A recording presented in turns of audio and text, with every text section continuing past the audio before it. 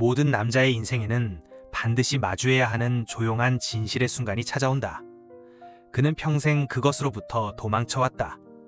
그 진실은 수년간의 인정받기 위한 추구, 간절한 답장, 그녀를 위해 계획을 바꾸는 희생, 그 모든 것 아래에 묻혀 있었다. 당신은 이렇게 생각했다. 늘 이용 가능하면 신뢰받는다고. 늘 나타나면 가치가 있다고. 세상이 말했기 때문에 믿었다. 진짜 남자란 기꺼이 봉사하고 듣고 기다림으로써 자신의 가치를 증명하는 자다. 그러나 내가 말한다면 바로 그 항상 이용 가능함이 당신의 감옥이라고. 당신의 끊임없는 존재감 때문에 그녀가 더 이상 당신을 보지 못한다고. 모든 전화를 받는 남자, 모든 메시지에 읽기도 전에 답하는 남자, 자신이 원해서 나타나는 게 아니라 자신의 헌신의 무게를 언젠가 그녀가 알아주길 바라며 나타나는 남자. 묻겠다. 그녀가 진정으로 그것을 본 적이 있는가? 당신의 끊임없는 예스가 그녀의 존중을 얻은 적이 있는가? 당신은 이렇게 배웠다. 사람은 성과로 얻는 것이라고. 선택받기 위해서는 항상 곁에 있어야 한다고. 이기는 남자는 참고 견디고 증명하는 남자라고. 그러나 칼융은 경고했다. 우리가 쓰는 가면, 즉 좋은 사람, 제공자, 영웅으로 보이려는 페르소나와 과도하게 동일시하는 위험에 대해 그 가면 뒤에는 자신의 삶에서 조금씩 사라져가는 남자가 있다. 그녀의 욕구를 맞추기 위해 자신의 욕망을 침묵시킬 때마다, 그녀의 삶에 맞추기 위해 자신의 꿈을 미룰 때마다, 돌아오는 것 없이 주기만 할 때마다 당신은 스스로를 버리고 있다. 그리고 스스로를 버리는 남자를 사랑할 수 있는 사람은 없다. 그녀는 당신의 존재가 주는 혜택은 좋아할 수 있다. 당신의 관심이 주는 편리함은 즐길 수 있다. 그러나 그녀는 당신 자체를 갈망하지 않는다. 그리고 그 차이를 보지 못한다면 그 차이가 결국 당신을 파괴할 것이다. 남성적 에너지는 허락 속에서가 아니라 사명 속에서 번성한다. 당신은 그녀의 변덕에 맞춰도는 위성이 되기 위해 태어난 것이 아니다. 당신은 자신의 삶이 무너져 내리는 동안 그녀의 삶을 장식하기 위해 만들어진 것도 아니다. 당신은 모든 요구에 응답하는 서비스 라인이 아니다. 당신은 주권을 가진 존재다.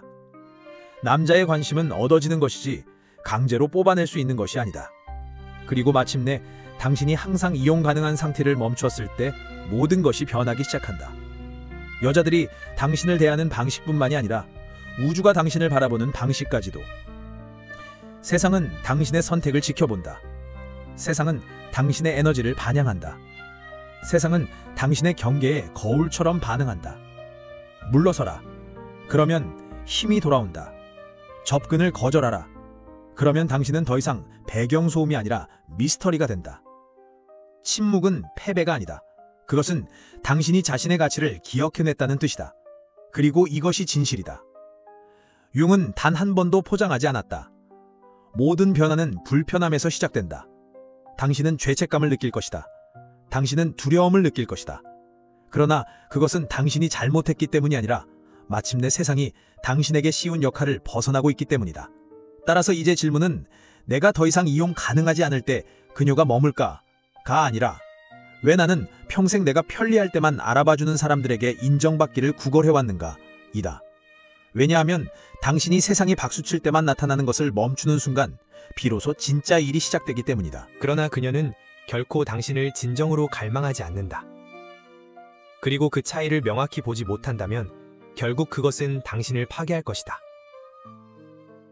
남성적인 에너지는 허락이 아니라 사명 속에서 번성한다. 당신은 그녀의 기분이나 변덕에 맞춰 도는 위성이 아니다. 당신은 그녀의 삶을 장식하기 위해 태어난 존재가 아니며 그 과정에서 자신의 삶이 무너져 내려도 되는 존재가 아니다. 당신은 모든 요구에 항상 응할 수 있는 서비스 라인이 아니다. 당신은 주권을 가진 존재다. 당신의 주의와 에너지는 빼앗기는 것이 아니라 얻어내야만 하는 것이다. 그리고 당신이 마침내 더 이상 항상 가용하지 않음을 선택하는 순간 모든 것이 바뀐다. 여자가 당신을 대하는 태도만이 아니라 우주 자체가 당신을 바라보는 방식이 바뀐다. 우주는 당신의 결정을 본다. 당신의 에너지를 반영한다. 당신의 경계를 거울처럼 반사한다. 당신이 물러나면 힘은 돌아온다. 당신이 접근을 거부하면 당신은 더 이상 배경소음이 아니다. 당신은 신비가 된다. 침묵은 패배가 아니다. 그것은 당신이 자신의 가치를 기억해낸다는 뜻이다. 그리고 여긴 실식이 있다. 융은 결코 돌려 말하지 않았다. 모든 변혁은 불편함에서 시작된다. 당신은 죄책감을 느낄 것이다. 당신은 두려움을 느낄 것이다. 그러나 그것은 당신이 잘못되었기 때문이 아니라 마침내 그들이 당신에게 씌워놓은 역할을 벗어나고 있기 때문이다.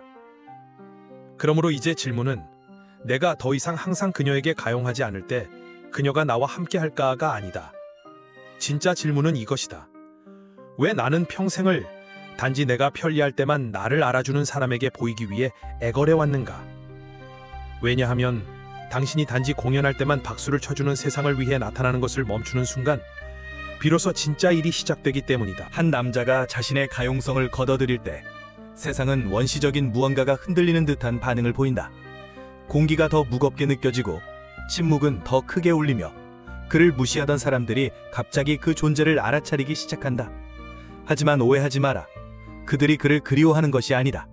그들이 그리워하는 것은 접근할 수 있었던 권리이며 통제할 수 있었던 편안함이다. 그들이 항상 그가 대답할 거야, 고쳐줄 거야, 신경 써줄 거야 라고 확신할 수 있었던 그 안정감이다. 아무도 너 괜찮아? 라고 묻지 않았을 때조차도 그는 그들의 감정적 기반 시설이었고 비상시의 대체 자원이었으며 자신들이 여전히 매력적이라는 침묵 속의 증거였다. 왜냐하면 그는 언제나 거기에 있었기 때문이다. 그러나 그가 더 이상 거기에 있지 않게 되었을 때 그제서야 모든 것이 풀리기 시작한다. 그녀는 더 자주 문자를 보내기 시작한다. 그녀는 무언가 잘못된 게 있는지 묻는다. 그녀는 변화를 감지한다. 그것은 사랑 때문이 아니다. 그녀가 의지해왔던 불균형이 사라졌기 때문이다. 그리고 그 불편함은 그녀의 일이지 당신의 일이 아니다. 당신의 일은 이제 다르다. 당신의 일은 수년간의 사람들 맞추기 끝에 연기처럼 피어오르는 죄책감을 마주하는 것이다. 당신의 일은 당신의 침묵을 설명하려는 충동을 저항하는 것이다. 당신의 일은 오해받는 불편함을 당신의 영혼을 되찾는 대가로 받아들이는 것이다. 왜냐하면 당신이 더 이상 가용하지 않다는 것은 단순히 타인을 거부하는 것이 아니다. 그것은 자신에게 돌아오는 것이다. 융은 이것을 개별화 라고 불렀다. 즉, 온전한 존재가 되어가는 과정이다. 그리고 그것은 당신의 에너지가 10개의 대화, 6개의 애매한 관계, 그리고 원하지도 않았던 끝없는 그냥 확인하려고 메시지들 속에 흩어져 있다면 일어날 수 없다. 남자들이여, 분명히 들어라. 너의 가용성은 너를 향한 무기가 되어왔다. 너는 사랑이란 지쳐 쓰러질 때까지 증명해야 한다고 배워왔다. 좋은 남자라는 평판은 보상 없는 자기 희생에서 나온다고 배워왔다. 그녀의 행복이 너의 점수판이라고 배워왔다. 비록 너는 안에서 죽어가고 있을지라도. 그러나 남성성은 순교가 아니다. 너의 가치는 네가 얼마나 적게 자신을 지키느냐로 측정되지 않는다. 항상 가용한 남자는 배경소음이 된다. 예측 가능하고 무해하다. 하지만 물러서는 남자, 자신을 소모시키는 일에 더 이상 나타나지 않는 남자, 다시 그리고 다시 자신을 선택하는 남자, 그는 자석처럼 끌리게 된다. 게임을 하고 있어서가 아니다. 더 이상 놀림감이 아니기 때문이다. 그는 더 이상 확인받으려 하지 않는다. 그의 침묵은 불안한 자들을 흔들어 놓는다. 그의 존재는 이렇게 말한다. 나는 나의 평화를 너의 인정과 거래하지 않겠다. 그리고 그래, 어떤 이들은 떠날 것이다. 어떤 이들은 비웃을 것이다. 어떤 이들은 너를 이기적이라고 부를 것이다. 하지만 잘 살펴보라.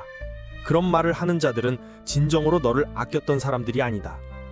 그것은 언제나 너의 불균형으로부터 이익을 본 자들이다.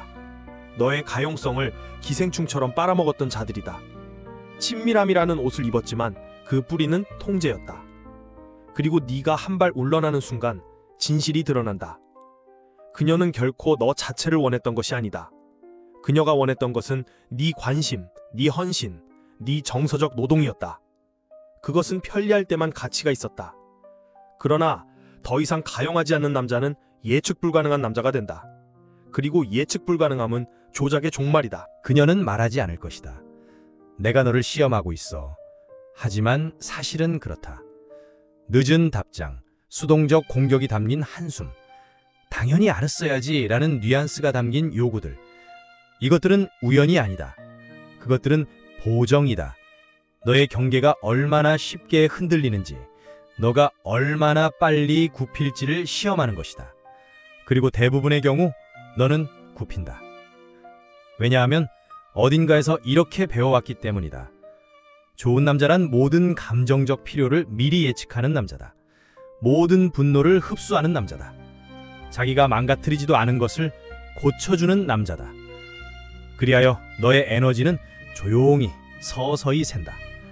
큰 배신이 아니라 작은 허용들을 통해서 늦음을 허락하고 무례함을 변명해주고 이중잣대를 농담처럼 웃어넘기고 적게 돌려받으면서도 더 많이 내어주었다. 그리고 매번 아무 말도 하지 않을 때마다 너는 그녀에게 단 한 가지를 가르쳤다. 나는 언제나 가용할 것이다. 심지어 네가 그렇지 않을 때조차. 칼 융은 우리에게 경고했다. 네가 무의식을 의식으로 만들지 않는다면 그것은 네 삶을 지배할 것이고 너는 그것을 운명이라 부를 것이다. 너는 그녀가 단지 까다롭다고 생각했다. 너는 관계라는 것이 본래 힘들고 지치는 것이라고 생각했다. 너는 네 좌절감을 사랑이라고 착각했다. 아니, 형제여, 그것은 사랑이 아니라 무의식적 프로그래밍이었다. 그리고 그것은 네 인생 전체를 지배하고 있었다. 그러나 네가 더 이상 가용하지 않을 때, 네가 더 이상 개짖는 휘파람 같은 그녀의 정서적 호출에 모든 대답을 내어놓지 않을 때, 그때 비로소 다이나믹이 바뀐다. 그리고 그것은 절대 되돌릴 수 없는 변화다. 그녀는 그것을 감지한다. 공기가 변한다. 목줄이 사라진다. 처음 그녀는 혼란스러워하고 그 다음엔 화를 내며 그 다음엔 매혹적으로 다가온다. 그녀는 죄책감, 매력 혹은 혼란을 무기로 삼아 너를 다시 끌어오려 할 것이다. 왜냐면 그녀가 여전히 접근할 수 있다는 것을 확인해야 하기 때문이다. 남자 너에게가 아니라 네가 과거에 맡았던 그 역할에 너는 검증자였다. 너는 평화 조종자였다. 너는 예측 가능한 존재였다. 그러나 이제 너는 거울이 되었다. 진짜 거울은 아첨하지 않는다. 그것은 비춘다. 그녀가 스스로 피하려 했던 것을, 그녀의 불안, 그녀의 조종, 그리고 네 자기 희생에 대한 의존을 보여준. 그리고 내가 말하겠다. 모든 사람이 자신을 직면하는 것을 견뎌내는 것은 아니다. 어떤 여성들은 떠날 것이다. 왜냐하면 통제할 수 없는 남자를 감당할 수 없기 때문이다. 다른 여성들은 처음에는 혼란스러워하고 그 다음에는 두려워하다가 결국에는 받아들이게 된다. 그것은 약함에서 비롯된 것이 아니다. 그것은 깨달음에서 비롯된 것이다. 그녀들은 너의 새로운 기준에 맞춰 서게 되거나 도망치며 사라지게 될 것이다. 하지만 너는 이 선을 지켜야 한다. 왜냐하면 안락함을 위해 단 한순간이라도 부드러워지는 순간 너는 이 새로운 자아를 무너뜨리게 되기 때문이다. 그리고 그 새로운 자아는 이제 막 깨어나고 있는 중이다. 이 새로운 남자, 즉 가용하지 않은 남자는 차가운 존재가 아니다. 그는 의식적인 존재다. 그는 주어야 할 때 주고 의미 있을 때 경청하며 의무가 아니라 선택으로서 존재감을 나눈다. 그리고 그것이 그를 희귀하게 만드는 이유다. 이제 이야기해보자. 대부분의 남자들이 뒤로 물러나는 것을 힘들어하는 진짜 이유는 무엇일까? 그것은 외로움에 대한 두려움이 아니다. 그것은 더 이상 필요로 되지 않을까봐 두려운 것이다. 너는 이렇게 조건화되어 왔다. 너의 가치는 쓸모 있음으로 증명된다. 그녀가 너를 필요로 하지 않는다면 그녀는 너를 두지 않을 것이다. 사랑은 거래이며 너의 역할은 나타나서 주고 수행하는 것이다. 그래서 너는 사랑이 아니라 두려움 때문에 계속 가용 상태로 남아있는 것이다. 그리고 그 두려움은 아직 통과 의례를 겪지 못한 남자의 상처다. 칼 융은 이것을 어머니 컴플렉스라고 불렀다. 너의 정체성이 너 자신의 욕망이 아니라 내 삶 속 여성의 감정적 날씨에 의해 형성된 그 숨겨진 정신적 상처 말이다. 너는 어릴 때부터 배웠다. 그녀가 행복하면 나는 안전하다. 그녀가 화가 나면 그것은 내 탓이다. 그리고 지금도 수년이 지난 후 너는 그 대본을 모든 관계 속에 들고 다닌다. 그것이 바로 내가 그녀의 침묵을 견딜 수 없는 이유다. 그녀가 멀어질 때 공황에 빠지는 이유다. 그리고 내가 응답하지 않겠다고 다짐했음에도 불구하고 결국 답장을 해버리는 이유다. 왜냐하면 깊은 내면에서는 여전히 이렇게 믿기 때문이다. 그녀의 감정은 나의 책임이다. 하지만 그 믿음은 너의 남성성을 조용히 끊임없이 갉아먹고 있다. 그리고 여기 역설이 있다. 네가 더 가용할수록 그녀는 네 존재를 덜 느낀다. 왜냐하면 존재감은 가까움이 아니라 힘이기 때문이다. 존재감은 자신 안에 뿌리내린 남자의 에너지다. 숨쉬기 위해 허락을 기다리지 않는 남자의 힘이다. 존재감은 자신의 진실을 방어할 필요가 없는 남자의 침묵이다. 존재감은 선택받아야 한다는 필요를 넘어 이미 자신을 선택한 남자의 눈빛이다.